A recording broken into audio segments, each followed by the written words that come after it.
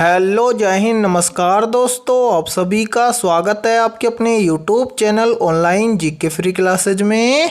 आज के इस क्लास में हम रेलवे एनटीपीसी CBT1 एग्जाम 2024 के लिए बहुत ही इम्पोर्टेंट क्वेश्चन लेकर आए हैं और ये सभी क्वेश्चन आपके रेलवे एनटीपीसी CBT1 एग्जाम 2024 के लिए इम्पोर्टेंट रहेंगे, इसलिए इस क्लास को आपको कंप्लीट देखना है और इस क्लास के एंड में आपको बताना है कि आपके टोटल कितने क्वेश्चन है सही होते हैं। और ये रेलवे एनटीपीसी एग्जाम के लिए 8वां क्लास होने वाला है और इन 8 क्लासों से पहले हम 7 क्लास करवा चुके हैं। यदि अभी तक आपने इन 7 क्लासों को नहीं देखा है तो इन 7 क्लासों को आप प्लेलिस्ट के अंदर जाकर देख सकते हो और साथ में 8वीं क्लास को भी आपको कंप्लीट देखना है, क्योंकि 8वीं क्लास के अंदर हम बहुत ही इंपॉर्टेंट क्वेश्चनों को शामिल करेंगे। और यदि आप इस चैनल से पहली बार जुड़े हैं तो चैनल को कर लेना सब्सक्राइब और बेल आइकन को प्रेस करना, ताकि ऐसे ही शानदार क्लास का नोटिफिकेशन आपको सबसे पहले देखने को मिले। तो चलिए शुरू करते हैं आज की 8वीं क्लास को बिना देरी के। पहला प्रश्न है आप सभी के सामने, नीचे दिए गए प्रश्न में प्रश्न चिन्ह के स्थान पर आने वाली संबंधित संख्या को ज्ञात करें। यानी कि पहला प्रश्न आप सभी के सामने नंबर एनालॉजी से संबंधित प्रश्न दिया गया है और आपसे पूछा गया है कि 57 का संबंध है 36 के साथ में, तो 76 का संबंध किस संख्या के साथ में होगा। और ये प्रश्न RRB NTPC एग्जाम 2021 के अंदर पूछा गया प्रश्न है। तो ऐसे प्रश्न को हम एग्जाम में कैसे सोल्व करेंगे, तो वो देखिए, सबसे पहले हम देखेंगे कि यहाँ पर 57 से यहाँ पर 36 कैसे लिखा गया है। फिर उसी प्रकार से हम यहाँ पर बताएंगे कि 76 से इस प्रश्न चिन्ह के स्थान पर क्या आएगा। तो मेरे भाई इस प्रश्न को कैसे सोल्व किया गया है, तो वो देखिए, सबसे पहले यहाँ पर इनको हटा देते हैं। अब देखिए, सबसे पहले यहाँ पर देखिए 57 से यहाँ पर 36 कैसे बनेगा, तो यहाँ पर लॉजिक लगाया गया है क्या। सबसे पहले यहाँ पर देखिए 57 किन किन संख्याओं से मिलकर बना है, तो 57 मिलकर बना है 5 और 7 से। तो यहाँ पर क्या किया गया है, इन दोनों संख्याओं को आपस में गुणा किया गया है। तो यहाँ पर 7 पंजे कितना हो जाएगा, 35 हो जाएगा। और इस 35 के अंदर क्या किया गया है, +1 करके यहाँ पर लिखा गया है 36। और ध्यान से देखिए 36 यहाँ पर आप सभी के सामने दिया गया है। अब यही सेम लॉजिक हम लगाएंगे किसके अंदर, 76 के अंदर, और इस प्रश्न चिन्ह की वैल्यू निकालेंगे। तो क्या करेंगे, सेम इसी 57 की तरह यहाँ पर देखिए 76 किन किन संख्याओं से मिलकर बना है, तो 76 मिलकर बना है 7 और 6 से। अब हम क्या करेंगे, इन दोनों संख्याओं को आपस में गुणा कर देंगे। तो यहाँ पर देखिए 7 छिके कितना हो जाएगा, तो यहाँ पर हो जाएगा 7 छिके 42। और इस 42 के अंदर हम क्या कर देंगे, यहाँ पर +1 करके लिख देंगे यहाँ पर 43, यानी कि इस प्रश्न चिन्ह के स्थान पर भरा जाएगा 43। अब हमें देखना है कि 43 किसी ऑप्शन में है, तो हाँ सर 43 हमें दिया गया है ऑप्शन ए के अंदर। तो पहले प्रश्न के अंदर ऑप्शन ए हो जाएगा सभी का करेक्ट आंसर। तो उम्मीद करता हूं कि ये पहला प्रश्न आपको अच्छे से क्लियर हो गया होगा। तो चलिए फिर अगला प्रश्न देखते हैं। दूसरा प्रश्न है आप सभी के सामने, नीचे दिए गए विकल्पों में से लुप्त संख्या ज्ञात कीजिए। यानी कि यह दूसरा प्रश्न आप सभी के सामने मिसिंग नंबर से संबंधित प्रश्न दिया गया है और ऐसे प्रश्न RRB NTPC एग्जाम के अंदर बार बार पूछे जाते हैं। तो ऐसे प्रश्न को आप एग्जाम में कैसे सोल्व करेंगे, तो वो देखिए, सबसे पहले यहाँ पर आपसे क्या पूछा गया है, यहाँ पर आपसे पूछा गया है कि नीचे दिए गए विकल्पों में से लुप्त संख्या ज्ञात करें। यानी कि प्रश्न चिन्ह के स्थान पर आने वाली संख्या को हमें ज्ञात करना है। तो सबसे पहले हम क्या करेंगे, इस प्रश्न चिन्ह की वैल्यू निकालने से पहले हम यहाँ पर देखेंगे कि 5 से यहाँ पर 115 कैसे आया है। फिर उसी प्रकार से हम यहाँ पर देखेंगे कि 6 से यहाँ पर 206 कैसे आया है। इसी प्रकार से हम यहाँ पर देखेंगे कि 8 से यहाँ पर 502 कैसे आया है। सेम इसी प्रकार से हम यहाँ पर देखेंगे कि 9 से यहाँ पर 719 कैसे आया है। फिर सेम इसी प्रकार से हम यहाँ पर बताएंगे कि 7 से इस प्रश्न चिन्ह के स्थान पर क्या आएगा। तो सोल्व कैसे करेंगे, तो वो देखिए, सबसे पहले हम यहाँ पर इन सभी को यहाँ से एक बार हटा देते हैं ताकि आपको समझने में कोई भी दिक्कत ना आए। तो अब यहाँ पर देखिए मेरे भाई, यहाँ पर 5 से यहाँ पर 115 कैसे लिखा गया है, तो यहाँ पर क्या लॉजिक लगाया गया है, यहाँ पर लगाया गया है लॉजिक क्या, सबसे पहले यहाँ पर किया गया है 5 का क्यूब। 5 का क्यूब आपको पता है कितना होता है, 125। और यहाँ पर इस 125 में से -10 करके यहाँ पर लिखा गया है 115 और 115 यहाँ पर देखिए आप सभी के सामने दिया गया है। अब सेम यही लॉजिक यहाँ पर पर देखते हैं कि आगे भी लगाया गया है क्या। तो यहाँ पर देखिए मेरे भाई, यहाँ पर देखते हैं कि 6 से यहाँ पर 206 इसी प्रकार से लिखा गया है क्या। तो यहाँ पर हम क्या करेंगे, सेम इसी प्रकार से यहाँ पर 6 का क्या करेंगे, क्यूब करेंगे। 6 का क्यूब आपको पता है कितना होता है, तो 6 का क्यूब होता है 216, और इस 216 में से भी हम 10 को माइनस कर देंगे तो यहाँ पर कितना बच जाएगा, 206। और ध्यान से देखिए 206 यहाँ पर आप सभी के सामने दिया गया है। अब इसी प्रकार से हम यहाँ पर देखेंगे कि 8 से यहाँ पर 502 इसी प्रकार से लिखा गया है क्या। तो क्या करेंगे, सेम इसी प्रकार से यहाँ पर देखिए हम कलर चेंज कर लेते हैं। अब देखिए यहाँ पर देखिए क्या करेंगे, 8 का क्यूब, 8 का क्यूब कितना होता है, तो 8 का क्यूब होता है 512, ठीक है। और इस 512 में से हम क्या कर देंगे, -10 कर देंगे, तो यहाँ पर कितना बच जाएगा, यहाँ पर बच जाएगा 502, ठीक है। और ध्यान से देखिए 502 ही यहाँ पर दिया गया है। अब सेम इसी प्रकार से हम यहाँ पर देखेंगे, कहाँ पर, यहाँ पर 9 से यहाँ पर 719 इसी प्रकार से आया है क्या। तो क्या करेंगे, सेम इसी प्रकार से यहाँ पर 9 का क्यूब करेंगे। 9 का क्यूब कितना होता है, 9 का क्यूब होता है 729, ठीक है मेरे भाई। और इस 729 में से हम क्या कर देंगे, -10 कर देंगे। तो 729 में से -10 करेंगे तो यहाँ पर बच जाएगा 719, और यहाँ पर 719 हमें दिया गया है। तो यहाँ पर आपको पता चल गया कि यहाँ पर ये संख्या कैसे लिखी गई है। यानी कि यहाँ पर क्या किया गया है, यहाँ पर ऊपर की संख्या से नीचे की संख्या लिखी गई है। पहले तो संख्या का किया गया है क्यूब, और क्यूब करने के बाद में जो संख्या है उसमें से -10 करके लिखा गया है। तो अब हम आसानी से यहाँ पर बता सकते हैं कि यहाँ पर 7 से इस प्रश्न चिन्ह के स्थान पर क्या आएगा। तो हाँ सर, बिल्कुल बता सकते हैं। तो क्या करेंगे, सबसे पहले तो इस 7 का हम करेंगे क्यूब। 7 का क्यूब कितना होता है, तो 7 का क्यूब होता है 343, और इस 343 में से हम क्या कर देंगे, -10 करेंगे, तो यहाँ पर हमारे पास बच जाएगा 333, यानी कि इस प्रश्न चिन्ह के स्थान पर भरा जाएगा 333। अब हमें देखना है कि 333 किसी ऑप्शन में है, तो हाँ सर 333 हमें दिया गया है ऑप्शन डी के अंदर, तो ऑप्शन डी हो जाएगा करेक्ट आंसर। तो उम्मीद करता हूं कि दूसरा प्रश्न भी आपको अच्छे से क्लियर हो गया होगा। तो चलिए फिर अगला प्रश्न देखते हैं। तीसरा प्रश्न है आप सभी के सामने, नीचे दिए गए विकल्पों में से उस विकल्प का चयन करें जो नीचे दी गई श्रृंखला को पूर्ण करेगा। यानी कि ये तीसरा प्रश्न आप सभी के सामने सीरीज से संबंधित प्रश्न दिया गया है, और आपसे पूछा गया है कि इन प्रश्न चिन्हों के स्थान पर हम कौन सा विकल्प रखें कि ये श्रृंखला पूर्ण हो जाए। तो मेरे भाई ऐसे प्रश्न को आप एग्जाम में कैसे सोल्व करेंगे, तो वो देखिए ऐसा प्रश्न मैं आपको बार बार करवा रहा हूं, तो आप ऐसे प्रश्न को कैसे सोल्व करेंगे। तो देखिए मैंने आपको पिछली क्लासों में भी बताया था कि जब भी आपको सीरीज के अंदर डबल प्रश्न चिन्ह दिए जाएं तो उस सीरीज को आप कैसे सोल्व करेंगे, तो उस सीरीज को आप सोल्व करेंगे एक संख्या को छोड़कर एक संख्या को। तो यहाँ पर देखिए मेरे भाई, यहाँ पर एक बार इन सभी को यहाँ से हटा देते हैं। अब यहाँ पर देखिए सीरीज को हम सोल्व करेंगे कैसे। तो सबसे पहले मैंने बताया कि डबल प्रश्न चिन्ह होते हैं तो हम सीरीज को सोल्व करते हैं एक संख्या को छोड़कर एक संख्या को। तो यहाँ पर देखिए सबसे पहले हमें दिया गया है 19 से एक संख्या छोड़कर हम आगे चलेंगे तो कितना है 22। तो 19 से 22 कैसे होगा, तो यहाँ पर देखिए यदि हम 19 के अंदर क्या करें +3 कर दें तो 19 और 3 कितना हो जाएगा 22। फिर इसी प्रकार से 22 से एक संख्या छोड़कर आगे चलेंगे तो 22 से कितना हो रहा है 25। तो 22 से 25 कैसे होगा, तो यहाँ पर देखिए यदि हम 22 के अंदर क्या कर दें +3 कर दें तो 22 और 3 हो जाएगा 25। अब इसी प्रकार से देखिए 25 से एक संख्या छोड़कर आगे चलेंगे तो आगे क्या है प्रश्न चिन्ह है, और प्रश्न चिन्ह की वैल्यू हम कैसे निकालेंगे, तो वो देखिए सबसे पहले यहाँ पर देखिए 19 से 22 कैसे हुआ +3 करके, 22 से 25 कैसे हुआ +3 करके। तो अब आगे भी हम क्या कर देंगे, तो यहाँ पर आगे भी हम कर देंगे +3। तो यहाँ पर ध्यान से देखिए यहाँ पर हम क्या कर देंगे 25 के अंदर हम कर देंगे +3, तो 25 और 3 कितना हो जाएगा, तो ये हो जाएगा 25 और 3 28, यानी कि इस पहले प्रश्न चिन्ह के स्थान पर भरा जाएगा 28। अब सेम इसी प्रकार से हम क्या करेंगे दूसरी सीरीज को सोल्व करेंगे। तो यहाँ पर देखिए मेरे भाई दूसरी सीरीज में है पहली संख्या 15 से एक संख्या छोड़कर आगे चलेंगे तो यहाँ पर देखिए 15 से कितना हो रहा है 19। तो 15 से 19 कैसे होगा, जब हम क्या करेंगे 15 के अंदर यहाँ पर +4 कर देंगे तो 15 और 4 हो जाएगा 19। फिर देखिए 19 से इसी प्रकार से एक संख्या छोड़कर आगे चलेंगे तो 19 से कितना हो रहा है 23। तो 19 से 23 कैसे होगा, जब हम क्या करेंगे 19 के अंदर भी इसी प्रकार से +4 कर देंगे तो 19 और 4 हो जाएगा 23। फिर देखिए मेरे भाई इसी प्रकार से 23 से एक संख्या छोड़कर आगे चलेंगे तो आगे क्या है, प्रश्न चिन्ह है। अब प्रश्न चिन्ह की वैल्यू हम कैसे निकालेंगे तो वो देखिए। सबसे पहले देखिए 15 से 19 कैसे हुआ, +4 करके।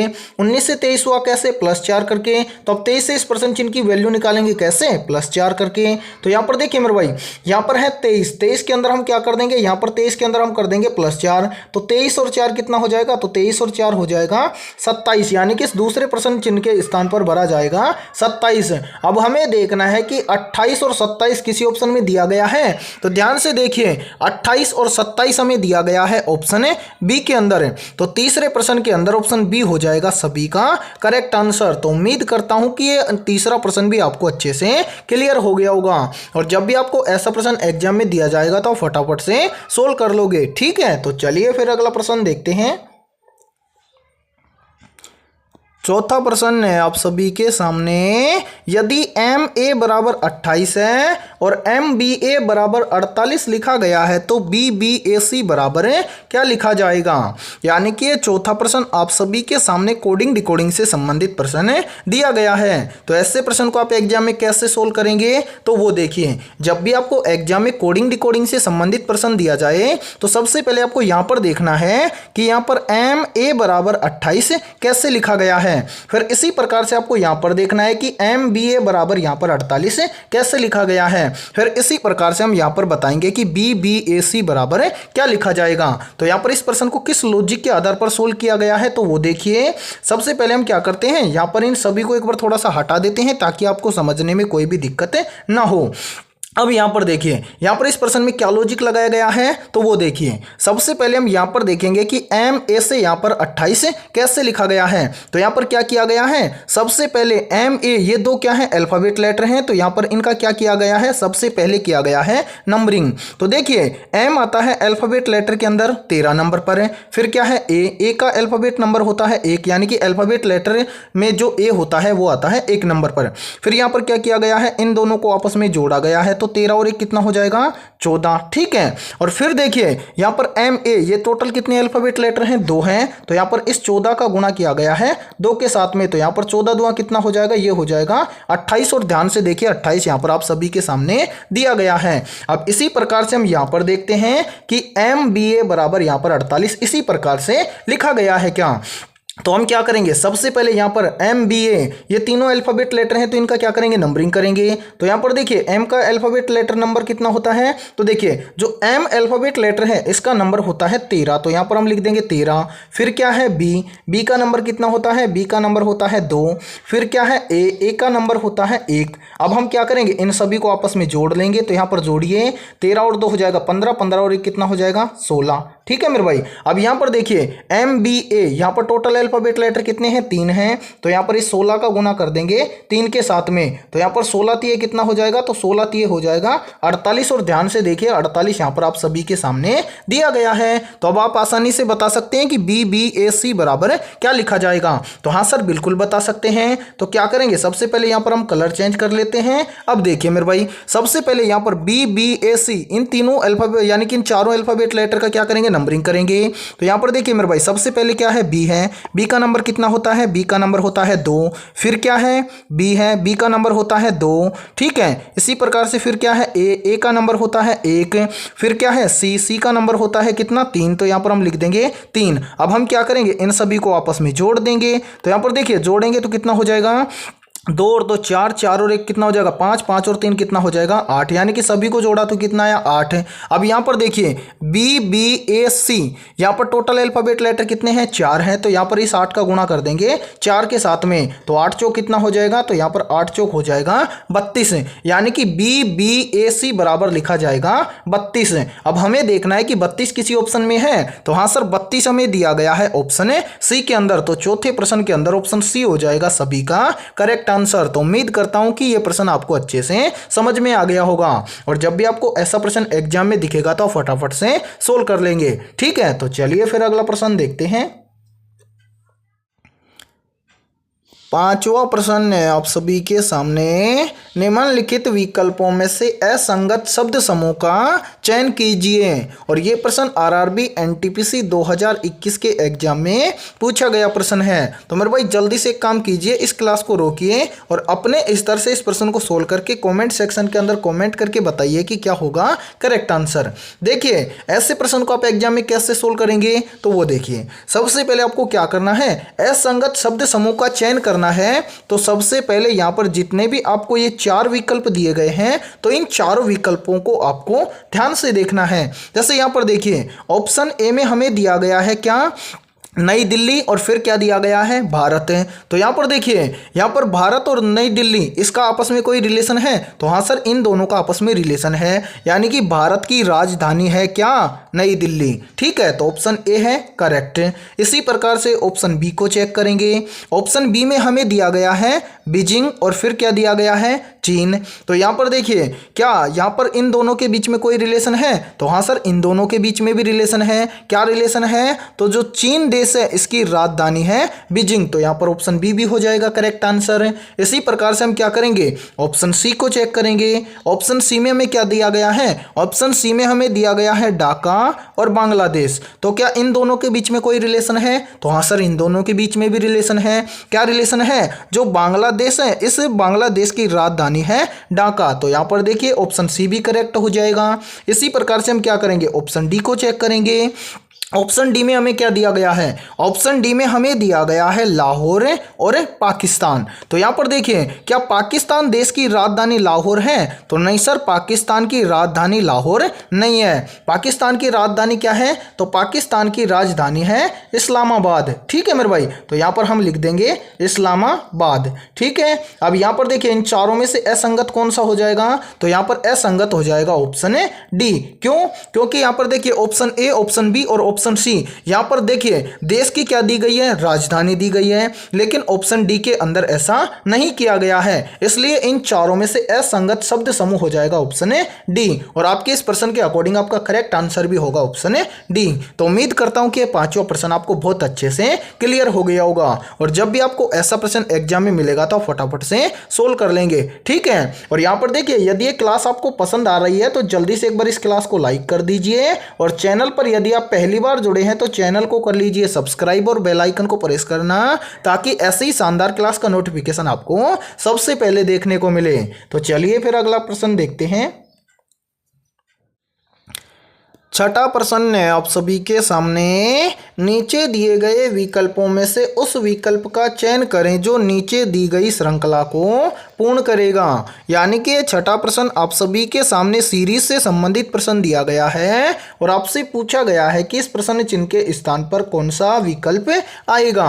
तो मेरे भाई ऐसे प्रश्न को आप एग्जाम में कैसे सोल्व करेंगे, तो वो देखिए यहाँ पर देखिए आप सभी के सामने जो सीरीज दी गई है इसके अंदर अल्फाबेट लेटर भी दिए गए हैं और इसके अंदर आपको संख्या भी दी गई है। तो ऐसी सीरीज को आप सोल्व कैसे करेंगे, तो वो देखिए सबसे पहले हम यहां से इनको हटा देते हैं। अब देखिए मेरे भाई सबसे पहले हम सोल्व करेंगे लेटर को। तो यहां पर देखिए चाहे तो आप इन लेटर का नंबरिंग भी कर सकते हैं और आप इनको सीधा भी सोल्व करके देख सकते हैं। तो यहाँ पर देखिए मेरे भाई यहाँ पर है एल, एल से यहाँ पर हो रहा है एम, एम के बाद में यहाँ पर हो रहा है एन, एन के बाद में यहाँ पर हो रहा है ओ। तो यहाँ पर देखिए ये सभी क्या हो रहे हैं, कंटिन्यू चल रही हैं, यानी कि एल के बाद में एम, एम के बाद में एन, एन के बाद में ओ। अब ओ के बाद में क्या आता है, तो ओ के बाद में आता है पी। तो यहाँ पर हम भर देंगे पी।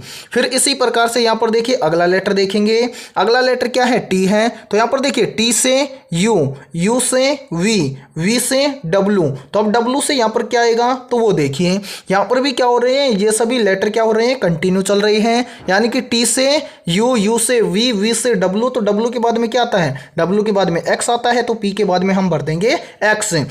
अब यहां पर हम देखेंगे संख्या को, संख्या यहाँ पर देखिए मेरे भाई यहाँ पर दिया गया है 48, 48 के बाद में 45, 45 के बाद में 42, 42 के बाद में 39 है। अब 39 के बाद में यहाँ पर क्या आएगा, ये हमसे पूछा गया है। तो यहाँ पर देखिए सबसे पहले यहाँ पर देखिए 48 से कितना हो रहा है, 45 है। तो 48 से 45 कैसे होगा, जब हम क्या करेंगे 48 में से -3 कर देंगे तो यहाँ पर कितना हो जाएगा, 45 है। फिर देखिए 45 से यहाँ पर कितना हो रहा है, 42 है। तो 45 से 42 कैसे होगा, जब हम क्या करेंगे 45 में से भी -3 कर देंगे तो यहाँ पर हो जाएगा 42 है। फिर देखिए 42 से यहाँ पर हो रहा है 39 है, तो 42 से 39 कैसे होगा, जब हम क्या करेंगे 42 में से यहाँ पर -3 कर देंगे तो यहाँ पर हो जाएगा 39 है। अब यहाँ पर बताइए कि 39 के बाद में यहाँ पर क्या आएगा, तो वो देखिए सबसे पहले यहाँ पर ध्यान से देखिए नीचे जो संख्या आई है यहाँ पर क्या हो रहा है, यानी कि 48 से 45 हुआ -3 करके, 45 से 42 हुआ -3 करके, फिर देखिए 42 से 39 हुआ -3 करके, तो अब आगे भी क्या हो जाएगा -3 हो जाएगा। तो 39 में से -3 करेंगे तो यहाँ पर बच जाएगा 36 है। अब हमें देखना है कि PX 36 हमें किस ऑप्शन के अंदर दिया गया है, तो ध्यान से देखिए PX 36 हमें दिया गया है ऑप्शन ए के अंदर, तो छठे प्रश्न के अंदर ऑप्शन ए हो जाएगा सभी का करेक्ट आंसर। तो उम्मीद करता हूं कि छठा प्रश्न भी आपको अच्छे से क्लियर हो गया होगा। ठीक है, तो चलिए फिर अगला प्रश्न देखते हैं। 7वां प्रश्न है आप सभी के सामने, उस वैनारिक का चयन करें जो दिए गए वर्गों के बीच संबंध को दर्शाता है। यानी कि 7वां प्रश्न आप सभी के सामने वेन डायग्राम से संबंधित प्रश्न दिया गया है और आपसे पूछा गया है कि आकृति, त्रिभुज और आयत का सही वेन डायग्राम कैसा बनेगा। तो मेरे भाई आप एग्जाम में वेन डायग्राम से संबंधित प्रश्न को फटाफट से कैसे सोल्व करेंगे, तो वो देखिए इसके लिए हम आपको बहुत ही शानदार ट्रिक बताएंगे, और यदि ये ट्रिक आपको याद है तो एग्जाम में आपको जब भी वेन डायग्राम से संबंधित प्रश्न दिया जाएगा तो आप उस प्रश्न को फटाफट से सोल्व करेंगे। ट्रिक क्या है, तो वो देखिए सबसे पहले हम यहाँ पर इन सभी को थोड़ा सा हटा देते हैं ताकि आपको समझने में कोई भी दिक्कत ना हो। तो मेरे भाई देखिए ट्रिक है क्या, यानी कि जिन शब्दों से हमें वेन डायग्राम तैयार करना है तो सबसे पहले हमें देखना है उन शब्दों के बीच में रिलेशन देखने से ये पता चल जाएगा कि कौन कैसा है और क्या है। तो यहाँ पर देखिए मेरे भाई सबसे पहले हम रिलेशन देखेंगे आकृति और त्रिभुज के बीच में। तो क्या आकृति और त्रिभुज के बीच में कोई रिलेशन है, तो हाँ सर आकृति और त्रिभुज के बीच में रिलेशन है। त्रिभुज क्या है, एक आकृति है, ये रिलेशन है, तो त्रिभुज क्या हो जाएगा, एक आकृति हो जाएगा। ठीक है, इसी प्रकार से देखिए आगे हम देखेंगे रिलेशन त्रिभुज और आयत के बीच में। तो क्या त्रिभुज और आयत के बीच में कोई रिलेशन है, तो नहीं सर त्रिभुज और आयत के बीच में कोई भी रिलेशन नहीं है, यानी कि त्रिभुज अलग आकृति है और आयत क्या है, अलग आकृति है। फिर हम क्या करेंगे, रिलेशन यहां पर देखेंगे आकृति और आयत के बीच में। तो क्या आकृति और आयत के बीच में कोई रिलेशन है, तो हाँ सर आकृति और आयत के बीच में रिलेशन है। क्या रिलेशन है, तो जो आयत है ये भी एक क्या है, आकृति है। ठीक है, इतना आपको पता चल गया। अब आप वेन डायग्राम बनाएंगे कैसे, तो वो देखिए। अभी देखिए आपने क्या बताया, अभी आपने बताया कि त्रिभुज क्या है, आकृति है। फिर अभी आपने बताया कि आयत भी क्या है, आकृति है। तो कॉमन क्या हो गया, आकृति। तो यहां पर पहला आरेख हम बना देंगे किसके लिए, आकृति के लिए। ठीक है, फिर आपने बताया कि त्रिभुज क्या है, आकृति है, तो त्रिभुज किसके अंदर आएगा, आकृति के अंदर आएगा। ठीक है, इसी प्रकार से फिर आपने बताया कि आयत भी क्या है, आकृति है। तो यहां पर देखिए मेरे भाई आयत भी किसके अंदर आएगा, आकृति के अंदर आएगा। फिर आपने बताया कि त्रिभुज और आकृति क्या है, अलग अलग हैं। तो यहां पर देखिए त्रिभुज अलग है, आकृति अलग है, तो आपका सही वेन डायग्राम बनेगा इस प्रकार से।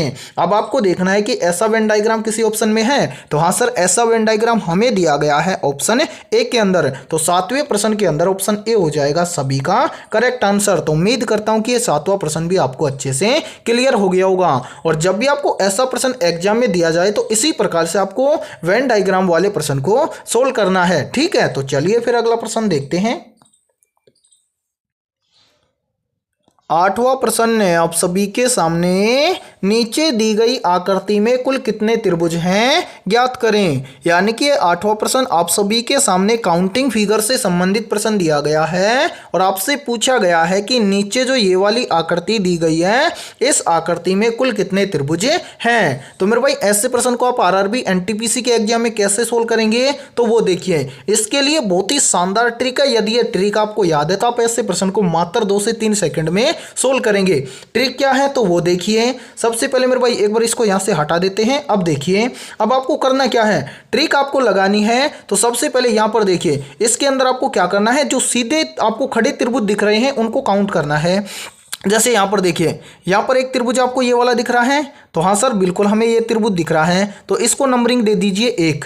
इसी प्रकार से यहाँ पर देखिए एक त्रिभुज आपको ये वाला दिख रहा है, तो हाँ सर ये त्रिभुज दिख रहा है, इसको नंबरिंग दे दीजिए 2।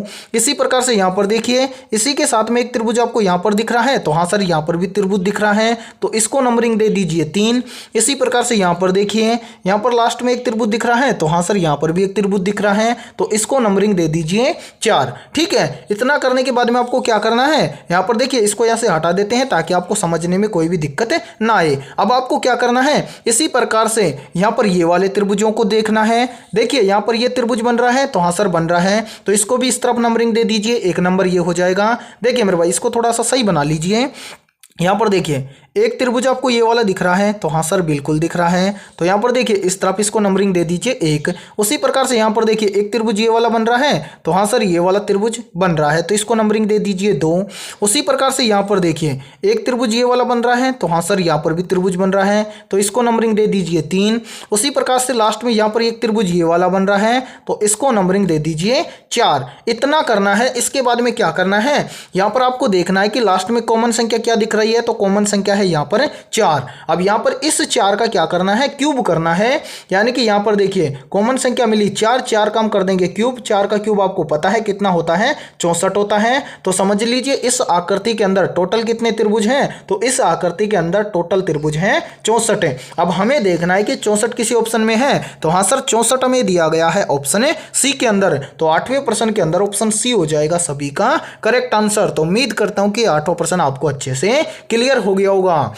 और जब भी आपको ऐसा प्रश्न एग्जाम में मिलेगा तो आप ऐसे प्रश्न को मात्र 2 से 3 सेकंड में सोल्व कर दोगे। ठीक है, तो चलिए फिर अगला प्रश्न देखते हैं।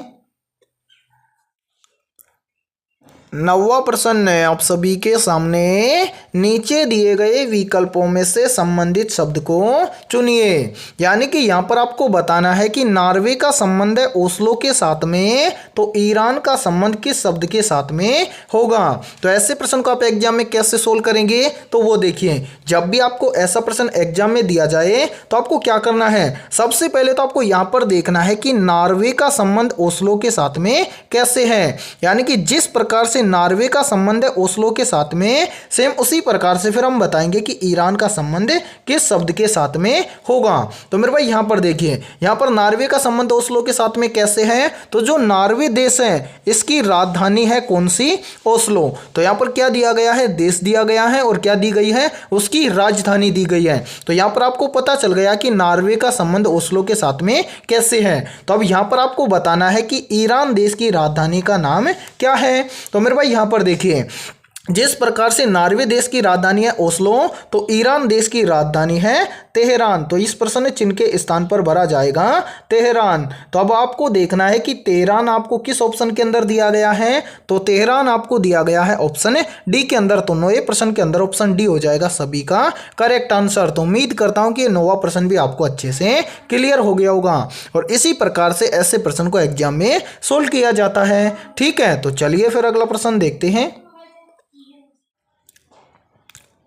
10वां प्रश्न है आप सभी के सामने, नीचे दिए गए विकल्पों में से उस विकल्प का चयन करें जो नीचे दी गई श्रृंखला को पूर्ण करेगा। यानी कि 10वां प्रश्न आप सभी के सामने लेटर सीरीज से संबंधित प्रश्न दिया गया है और आपसे पूछा गया है कि इस सीरीज में कौन से विकल्प को रखें कि ये सीरीज पूर्ण हो जाए। तो ऐसे प्रश्न को आप एग्जाम में कैसे सोल्व करेंगे, तो वो देखिए इसके लिए बहुत ही शानदार ट्रिक है। यदि ये ट्रिक याद है तो आप ऐसे सीरीज वाले प्रश्न को आराम से सोल्व कर लेंगे। तो सबसे पहले आपको करना क्या है, तो सबसे पहले यहां पर आप सभी के सामने जो अल्फाबेट लेटर सीरीज दिया गया है, तो इसके अंदर टोटल कितने अल्फाबेट लेटर हैं उन सभी को हमें क्या करना है, काउंट करना है।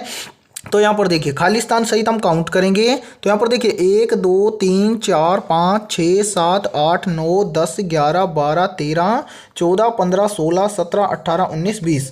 टोटल इस सीरीज के अंदर कितने लेटर हैं, 20 हैं।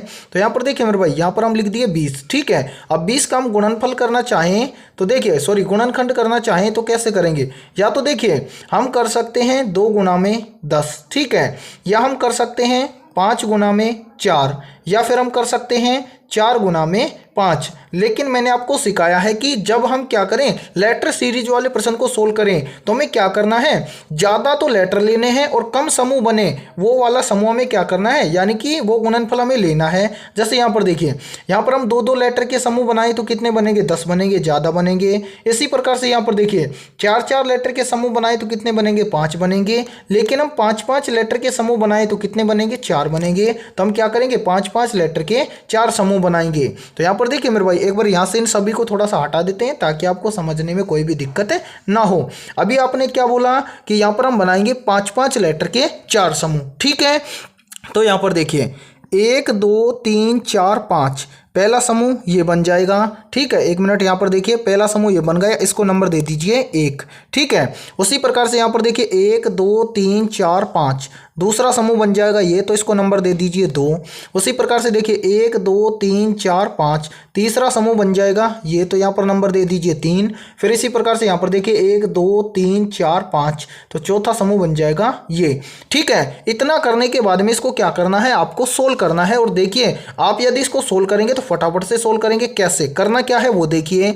सबसे पहले देखिए पहले समूह में लास्ट में क्या है, एफ है। दूसरे समूह में लास्ट में क्या है, एफ है। तीसरे समूह में लास्ट में क्या है, एफ है। चौथे समूह में लास्ट में क्या है, एफ है। अब यहां पर ध्यान से देखिए, चौथे समूह में देखिए लास्ट में एफ से पहले क्या है, टी है। फिर देखिए तीसरे समूह में एफ से पहले क्या है, टी है। फिर इसी प्रकार से पहले समूह में देखिए एफ से पहले क्या है, टी है। तो यहाँ पर दूसरे समूह में भी एफ से पहले क्या हो जाएगा, टी हो जाएगा। तो यहाँ पर हम भर देंगे टी, ठीक है। इसी प्रकार से आगे देखिए, यहाँ पर देखिए दूसरे समूह में आप देखिए, दूसरे समूह में देखिए टी से पहले क्या है, एन है। तीसरे समूह में देखिए टी से पहले क्या है, एन है। चौथे समूह में देखिए टी से पहले क्या है, एन है। तो यहाँ पर पहले समूह में भी टी से पहले क्या हो जाएगा, एन हो जाएगा। तो यहाँ पर हम भर देंगे एन, ठीक है। अब इसी प्रकार से यहां पर देखिए, ध्यान से देखिए मेरे भाई, यहाँ पर दूसरे समूह में फर्स्ट में क्या है, आई है। तीसरे समूह में फर्स्ट में क्या है, आई है। तो यहाँ पर देखिए, यहाँ पर हम देखिए चौथे समूह में भी फर्स्ट में क्या भर देंगे, आई भर देंगे। तो यहाँ पर हम भर देंगे आई। इसी प्रकार से देखिए पहले समूह में, तो पहले समूह में भी हम क्या भर देंगे, फर्स्ट में भर देंगे आई। अब ध्यान से देखिए, पहले समूह में आई के बाद में क्या है, बी है। दूसरे समूह में देखिए आई के बाद में क्या है, बी है। इसी प्रकार से यहाँ पर चौथे समूह में देखिए आई के बाद में क्या है, बी है। तो यहाँ पर हम तीसरे समूह में भी आई के बाद में यहाँ पर क्या भर देंगे, बी भर देंगे। अब हमने कौन कौन से लेटर भरे हैं उनका हम क्या बना लेंगे, समूह बना लेंगे।